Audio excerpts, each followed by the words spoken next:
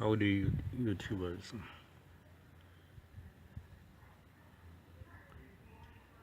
Sometime December 2018, my upper and lower ball joints came out,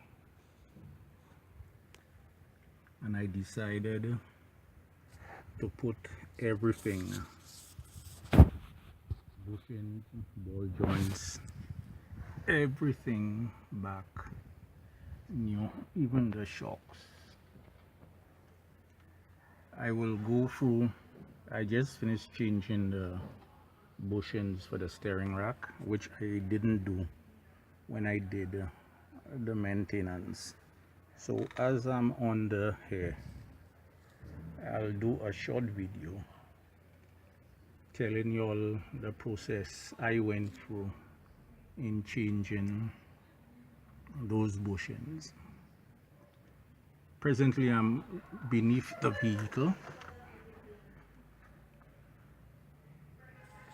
Let me see if I'll be able to get a good shot at everything. When removing the arm, if you notice, there is a nut here. The head of the bolt is on the other side. That you would have to take out. Underneath there is an opening here which you unbolt it, but you would have to take it out via the engine side underneath the bonnet. You would have to fish it out. Once that's out, the lower arm, one nut here, the other one there, one here, and on the other side. That one is easy to come out, but when you reach here, you would have to drop your steering rack to get that bolt out.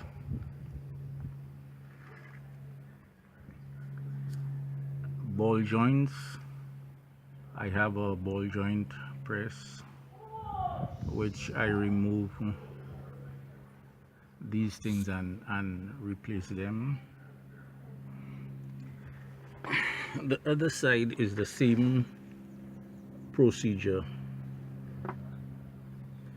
To get that one out, you would have to drop your steering rack so that bolt would come out. You have to take out this bolt, the center, and the brackets for the C-clamp. Also drop that so you could bring your steering rack forward so you could get out that bolt. Now, before taking out these bolts, if you notice, it has a cam. You would mark,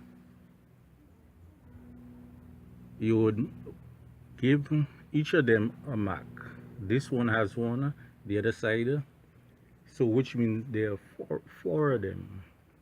You give them a mark before you remove it. If you just take it out, your vehicle would be out of alignment. Although when you put it in, it would still be out of alignment, but it would be close, so you could drive it to take it to a shop. When putting them in, it's the same procedure, but for me to get out these bushings, I had to use a bottle jack. I bought a bearing puller just for the cups, but it didn't work, so I had to use a cold chisel and a hammer, but I heated it first. The other side I use a bottle jack. When I felt it had the tension, I give it a lash with a hammer, which pop out the bushing. putting the bushings in, it's easy, very, very easy. Your stabilizer bar, once it out, the shocks, if you change your shocks, everything has to be down. The vehicle has to be down when you replace it. Even your bushings, your lower and your upper arm, the weight of the vehicle has to be on it before tightening anything.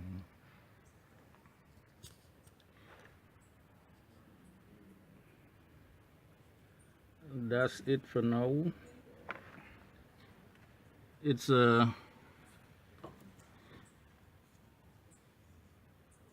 easy job, but yet still hard. With the right tools, everything is possible. Once you work on your upper and lower arm, you would have to take the vehicle to the shop. Once you replace everything, the vehicle has to go to the shop for proper alignments. If not, even though you mark it, you're driving on the road, you might hear a squeaking.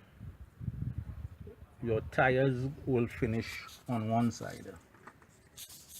So definitely take it to the shop.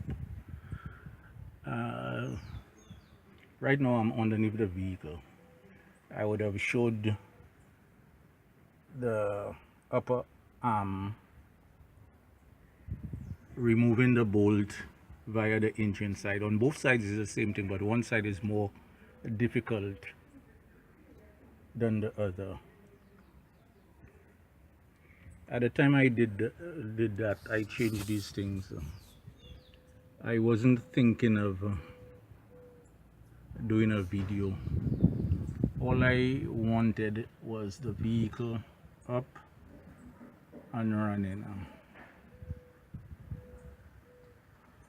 But now, as I'm changing, I changed the steering rack bushings. I decide, yes, to give you all a brief description of what I did while changing these bushings. That's it for now. Until the next one. Bye.